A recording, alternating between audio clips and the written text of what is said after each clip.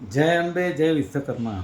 હવે વાત છે આપણા સજ્જન ભામાસા સિનિયર ટ્રસ્ટી એવા સુપ્રીમો કાંતિભાઈ પ્રાગજીભાઈ પીઠવા માટે. કાંતિભાઈ, અમદાવાદમાં ચૂંટણી છે અને તમારે જીતી જવી છે, એમાં અમે તમને ક્યાંય ના પાડી છે કે જીતી ના જતા? તમે પીઠવા પરિવાર શરૂ કર્યું ત્યારે દાસ કાકાએ તમને 2 વર્ષ પહેલાં ના પાડી હતી. એ વાતને આગળ લઈને હું ચાલ્યો કે પીઠવા પરિવાર કરો, અટકના અલગ સંમેલન કરો, તો એનાથી આપણો સમાજ તૂટે છે. એના કરતાં લુહાર સુથાર સમાજનું સંગઠન કરો. અને દાસ કાકાએ મારી દેખતા કહેલું છે, કાંતિભાઈ તમે આ મંડળના મેનેજિંગ ટ્રસ્ટી થઈ જાઓ, ગુજરાતનું મોટું મંડળ છે, સંભાળો અને સમગ્ર સમાજનું તમે સંચાલન કરો.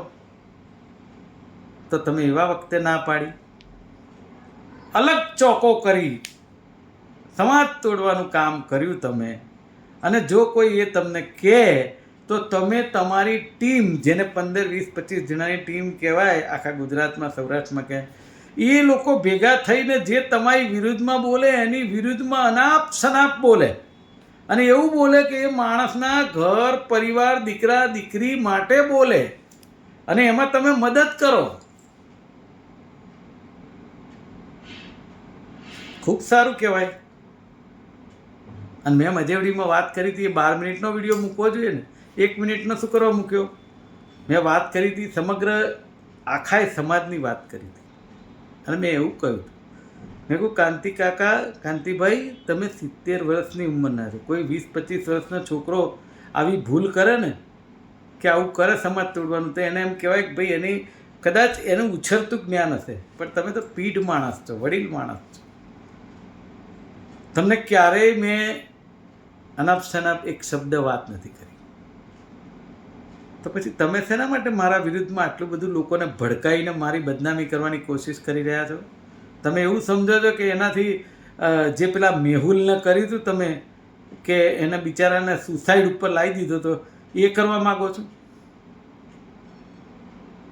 શાંતિભાઈ, તમારી પણ લાઈફ અને ભૂતકાળ વિશે ઘણી બધી માહિતી મને પણ મળી છે, પણ મેં કંઈ જાણવાની કે કહેવાની કોશિશ નથી કરી. એટલા માટે કે દરેક વ્યક્તિના જીવનની અંદર પાસ્ટ, વર્તમાન અને ભવિષ્યકાળ બધું હોય. એને જાહેરમાં લાવી અને એ માણસને ખોટી રીતે માનહાનિ થાય, એ માણસને માનસિકતા ખરાબ થઈ જાય એવી કોશિશ કરવી એ ગુનાને પાત્ર છે. શેના માટે કાંતિભાઈ તમે આ કોશિશ કરી? એટલા માટે કે માત્ર મેં તમને કહ્યું કે કાંતિભાઈ પીઠવા પરિવાર ન કરશો, અને એ વાત આપણા સમાજના ભામાશાએ કરી છે કે ભાઈ તમે આ સમાજને તોડવાનું કામ મહેરબાની કરી ન કરો. તો કેમ તમે દાસ કાકાનું માન ન રાખ્યું? તમારી બધી મિટિંગો, ભાષણમાં, બધામાં દુહાઈ તો બધા દાસ કાકાની આપે છે. આપણા ભામાશાને મુકેશભાઈ લઈ ગયા, આપણા ભામાશાને મુકેશભાઈ ભોળવી લીધા. અરે પણ આમાં ભોળવવાની ક્યાં વાત છે ભાઈ? એ માણસે જે કીધું છે એ તમે ગ્રાહ્ય રાખો ને, વાત પૂરી થઈ જાય. એણે તો ચૂંટણી આપવાનું કીધું જ તું, તમારે આવડો મોટો લેટર આપવાની ક્યાં જરૂર હતી? પડદા પાછળ રહીને કામ કરવું એના કરતાં મતદાનગીથી છાતી સામે જ કરવું જોઈએ. એટલે કાંતિભાઈ, તમે વડીલ છો, વડીલની એક મર્યાદા રહે એવું કામ કરો. તમે તારે ચૂંટણી લડો, જીતી જાઓ, ટ્રસ્ટી થઈ જાય, સમાજનું કામ કરો. અને આજે પેલા ગોટાળા થયા ને 6 વર્ષ દરમિયાન, એવા ગોટાળા ન થાય એનું ધ્યાન રાખો. કારણ કે તમે બી હસમુખભાઈ સોલંકીની સાથે રહી અને ચૂપ રહ્યા છો, કશું બોલ્યા નથી. એટલે અંદર શું હોય ભગવાન જાણે, હું નથી જાણતો.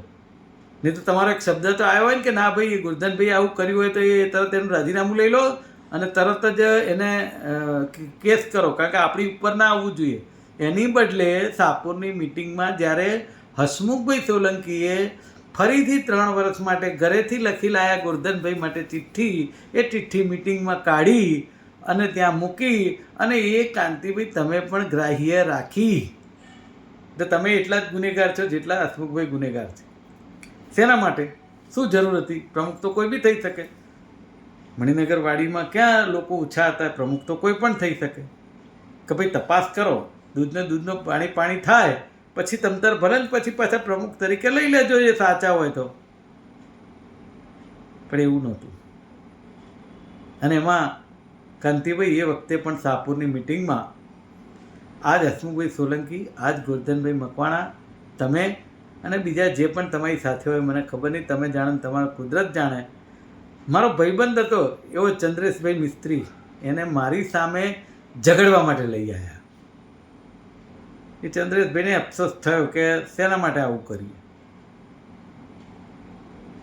બાકી એ તો એ સામાન્ય સભાનો એક ભાગ પણ નહોતો, કારણ કે 4 શાખાના સભ્યો અને ટ્રસ્ટી મંડળની મિટિંગ હતી.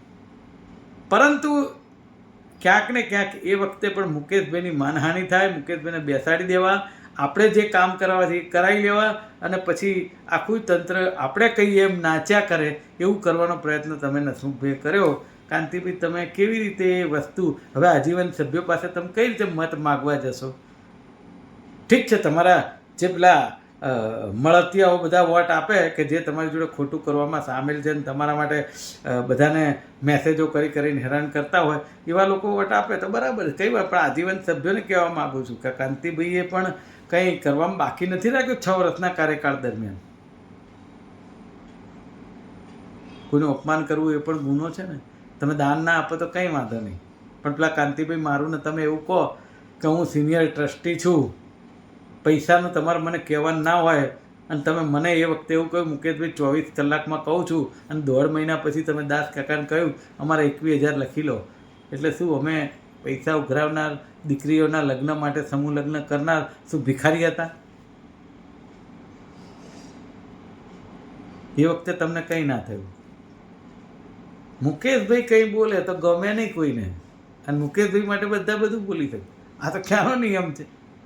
જવાબ આપશે આજીવન સભ્યો કાંતિભાઈ, ચિંતા ના કરો. અને હું તો કહું છું, કદાચ આજીવન સભ્યની આંખ ના ઉઘડી અને કદાચ તમે જીતી જાઓ તો વહીવટ સારો કરજો, એટલી બે હાથ જોડીને વિનંતી કરું છું. જય વિશ્વકર્મા, જય અંબે.